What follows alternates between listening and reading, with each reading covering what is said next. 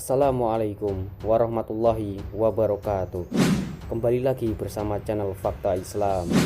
Sebelum mulai, tekan tombol subscribe dan aktifkan lonceng agar dapat tahu video terbaru dari channel ini. Sebaiknya simak video ini sampai akhir agar mendapat ilmu yang bermanfaat.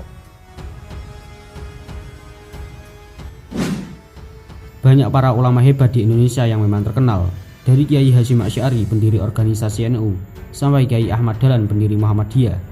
Tapi apakah kamu tahu, selain kedua ulama tersebut, masih banyak ulama lainnya yang memang tidak dikenal, namun diakui kehebatannya oleh dunia. Siapakah ulama tersebut? Inilah jawabannya.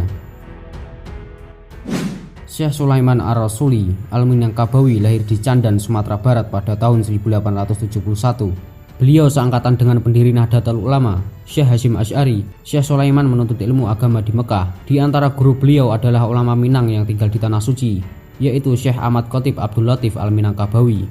Sekembali ke tanah air, ia menyebarkan ajaran Islam dengan sistem lesehan. Pada tahun 1928, Al-Minangkabawi menggunakan bangku. Al-Minangkabawi merupakan salah satu pelopor pendirinya organisasi Persatuan Tarbiyah Islamiyah, atau disingkat PERTI, sebuah organisasi yang sempat menjadi partai politik. Saat itu, beliau bersama Syekh Abbas Ladang Lawas dan Syekh Muhammad Jamil Jaho.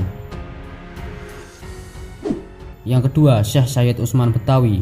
Nama lengkapnya Sayyid Utsman bin Abdullah bin Aqil bin Umar bin Yahya Alawi, namun lebih dikenal dengan sebutan Habib Utsman Mufti Betawi.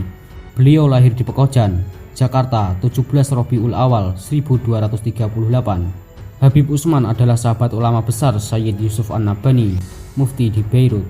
Tapi selama di Mekah, Habib Utsman menimba ilmu pada Syekh Ahmad Ad-Dimyati, Sayyid Muhammad bin Husain Al-Habsyi, Sayyid Ahmad bin Zaini Dahlan, dan Syekh Rahmatullah. Habib Mufti Betawi ini berhasil menulis karya sebanyak 109 buah. Beliau terkenal sangat tegas dalam memutuskan segala perkara. Ini juga yang menjadikan ulama-ulama asli Jakarta kagum dan menjadikan Habib Utsman sebagai guru teladan. Yang ketiga, Syekh Muhammad Khalil Al-Manduri. Lahir pada 11 Jamadil Akhir 1235 di Bangkalan, Madura. Beliau wafat pada usia 106 tahun.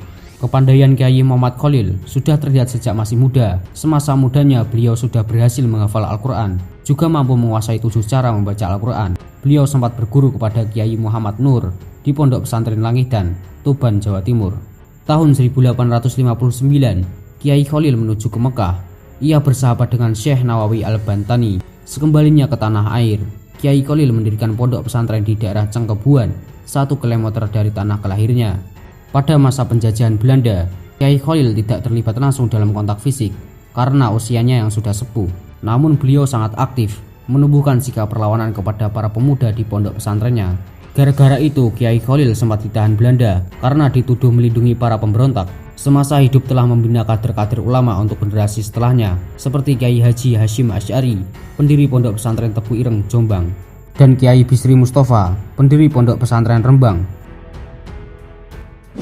Yang keempat, Syekh Nawawi Al-Bantani. Syekh Nawawi Al-Bantani lahir di Banten pada penghujung abad ke-18. Nama lengkapnya Muhammad Nawawi bin Umar Ibnu Arabi bin Ali Al-Jawi Al-Bantani. Syekh Nawawi Al-Bantani kerap disebut sebagai Imam Nawawi kedua. Gelar ini diberikan oleh Syekh Wan Ahmad bin Muhammad Zain Al-Fatani. Beliau juga menuntut ilmu di Mekah dan berguru kepada beberapa ulama terkenal seperti Syekh Ahmad An-Narawi, Syekh Muhammad bin Sulaiman Hasbullah Al-Maliki, Syekh Ahmad Amdumyati, Syekh Muhammad Khatib Duma Al-Hanbali, Syekh Zainuddin Aceh, dan Syekh Ahmad Khatib Sambas. Setiap kali mengajar di Masjidil Haram, ia selalu dikelilingi sekitar 200-an orang.